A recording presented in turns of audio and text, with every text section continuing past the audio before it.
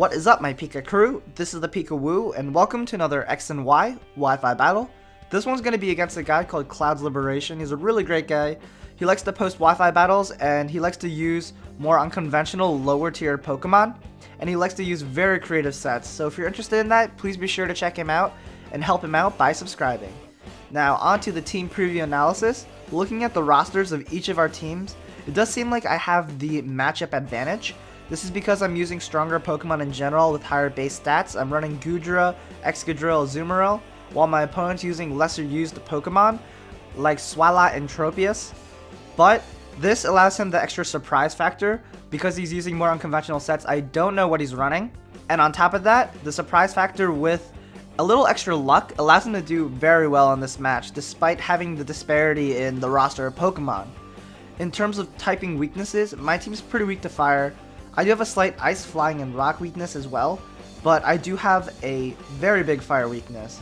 In terms of playstyle, I'm running hyper offensive. I'm running 6 sweepers.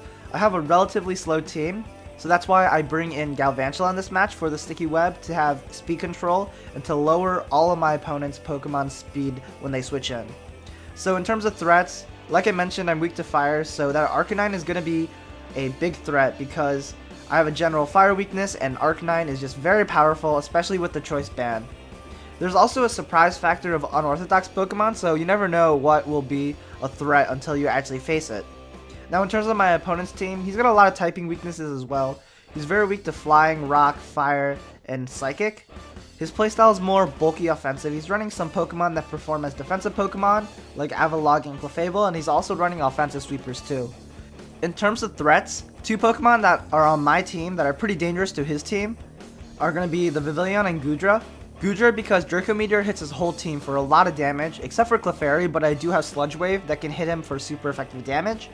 And I also have Vivillon, which can put something asleep and can deal a lot of damage with Hurricane. And Hurricane's going to be really important because his team's pretty weak to flying. Overall, it's going to be a very interesting match, a lot of unorthodox Pokemon, so I hope you guys enjoy. So I'm going to lead off with my Goodra because, like I said in the team preview, it's a very powerful Pokemon and a very dangerous threat to my opponent's team, while my opponent's going to lead off with Leavanny. And I don't really know what Leavannys do. I've seen the Swords Dance set, but I've never seen it play more of a lead role. So he is going to go for the Sticky Web. I now know what kind of set he is. He is more of a utility set, and he does set up the Sticky Web, meaning that every time I switch in, my Pokemon are going to be slower. I'm going to go ahead and go for the Sludge Wave just to deal super effective damage. I could have went for the Fire Blast, but I didn't want to miss. And I assume this Leavanny probably had the Focus Sash item anyways. So it doesn't really matter that much if I went for the Fire Blast or the Sludge Wave. But Sludge Wave has higher accuracy. It is going to be a solid 2-hit KO, and I am going to be able to take down the Leavanny. And all it did was really deal a little bit of damage as well as set up Sticky Web, which I can get rid of later, which is something I need to do because my team's already slow. And I do have Excadrill for that. But for now, I'm going to go ahead and just go for the Sludge Wave against his Clefable. And it seems like it's going to be a solid 2-hit KO. Unfortunately for me, he does get the special attack drop with the Moonblast. And that's going to help him out because now he can go for a more recovery type move. And I won't be able to go for the Sludge Wave and take him out in 2 hits. So I don't want to stay in. It's not really a matchup advantage anymore because of my special attack drop and because he does deal super effective damage with Moonblast. So I'm going to go ahead and bring in my Excadrill. If he wants to heal up, that's fine. If he wants to go for the Moonblast, I do resist that because of my Steel typing. And because I am max attack Adamant Nature and because Clefable doesn't really have the greatest physical defense, I might be able to take him out with the Earthquake. He might be invested in physical defense, but even then I should be dealing a lot of damage. I'm going to go ahead and almost take him out while he's going to dish out a Flamethrower, and I'm actually going to live that, so we're both going to live with a Slither of health.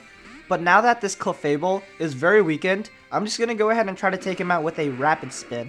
Rapid Spin allows me to permanently get rid of the Sticky Web, and it would be really nice to get a Rapid Spin kill. If I don't kill it, he's going to take down my Excadrill. That's fine as well, because Excadrill just usually acts as a utility Pokemon just to get rid of hazards.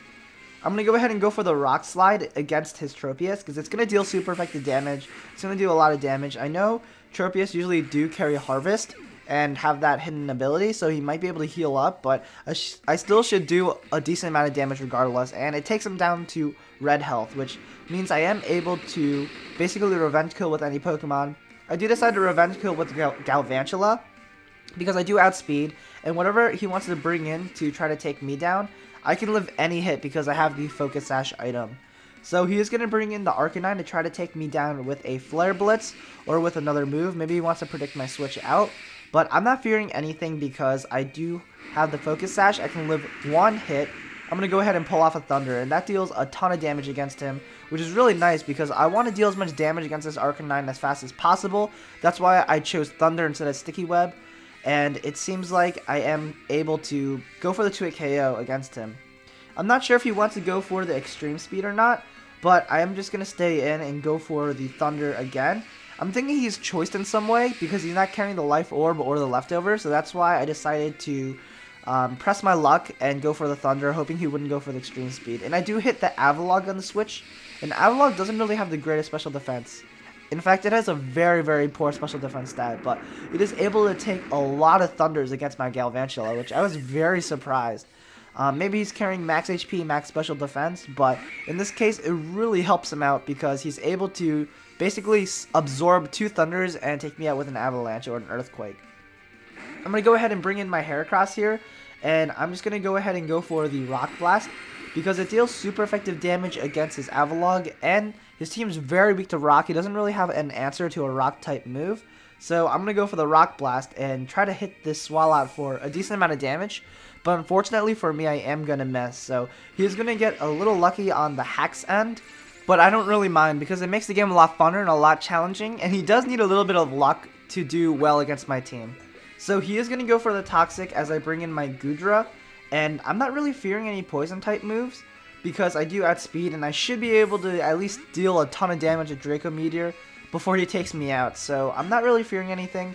I'm going to go ahead and go for the Draco Meteor. Even if he does bring his Clefable to be immune to the hit, I am Assault Vest, so I can always switch up moves. And because this Clefable is already at a low amount of HP, I can go ahead and choose another move. I am actually going to go ahead and go for the Draco Meteor again, anticipating him to switch out into his Swalot to take the anticipated Sludge Wave or Fire Blast or any other move other than Draco Meteor, because he can go ahead and try to Toxic Stall me a little bit. But actually that's not the case. He ends up just going for the Healing Wish, staying in, which was a good prediction because that helps him heal up his Arcanine again. And like I said in the team preview, Arcanine's a big threat, and having him back up to full, and the fact that I don't have Stealth Rocks up and I don't have a Rocker, means that this Arcanine can pose as a very, very big threat to the rest of my team. So I'm going to go ahead and just stay in, leave my Goodra here as Death Fodder. There's really no need to keep it in anymore because it's at a low amount of health and it's already poisoned. He actually went for the Wild Charge, anticipating me to bring in a Azumarill to take the Flare Blitz, but I don't really need to switch out at that point. And yeah, I'm going to go ahead and bring in my Vivillon because I should be able to outspeed after his speed slows down due to my Goodra's ability. And I'm going to go ahead and just go for the Sleep Powder just to put it to sleep. But he switches out into his Avalog. Very good play, but it's already low on health and I can just take it down with a Hurricane, so that's fine. But that was a really good strategy to Death Fodder his Avalog because he can bring in his Arcanine once again without the lowered speed, meaning that he can outspeed me and go for the Flare Blitz because I do have base 89 speed, I believe, and he has base 95. So Flare Blitz is going to outspeed. I don't really have anything to take the hit. I do have my Azumarill, but he can always go for the Wild Charge because it deals both super effective damage against my Vivillon and Azumarill. I didn't want to bring it in against a potential Wild Charge because that's way too risky. But now that he basically has locked himself into Flare Blitz, it's confirmed that he's choiced in some way because of the fact that he doesn't have Leftovers or Life Orb, and he seems to switch out against my Azumarill. I'm free to go ahead and go for the Waterfall to hit anything on his team. He does bring in his Swalot. It seems like it's going to be a potential 2-hit KO. If it isn't a 2-hit KO, that's fine because I can always go for the Aqua Jet priority. But my opponent is going to surprise me, get me off guard with the Sludge Wave because I forgot my Azumarill was part Fairy type, and Sludge Wave is going to deal a decent chunk. Luckily for me though, I do carry the Citrus Berry, so I can heal up a little bit so I can prepare against his Arcanine. I'm going to go ahead and just take him out with a second waterfall. It seems like it is going to be a clean 2-shot. And his last Pokemon is his Arcanine. I believe I have two Pokemon left as well. I've got this Azumarill and I've got my Heracross left. So I am pretty set because if he locks himself into Flare Blitz, I don't think he'll be able to take down my Azumarill. Maybe he locks himself into Wild Charge. I know my Heracross can take the hit, but luckily for me, I actually live his Wild Charge with the extra Citrus Berry recovery, and I'm going to be able to take him out with 2 Aqua Jets. So that is going to be the match. Hope you guys enjoyed.